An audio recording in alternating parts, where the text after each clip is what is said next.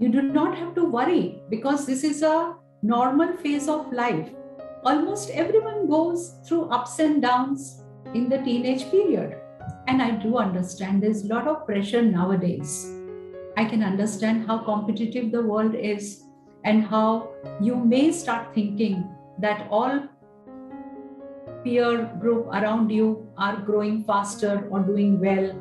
Perhaps some negative thoughts have entered your life. But do not prolong your sadness for a long time because we have come out with very easy steps to overcome depression. And I'm sure you don't want to take medicines at all. And you need not. And you need not tell anybody also. Just go to our Yaha channel on YouTube.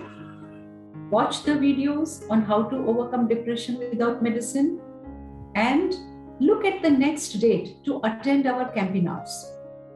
At the same time, you can also download the kit, which comes with a very user-friendly guide, which gives you a very systematic process to come out of it.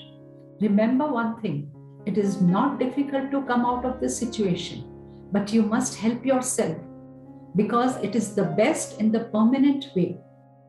Go ahead, go to the channel and help yourself as soon as possible. And you can also click to our website and there you can ask your questions and I will answer them. You are not alone. We are there to help you.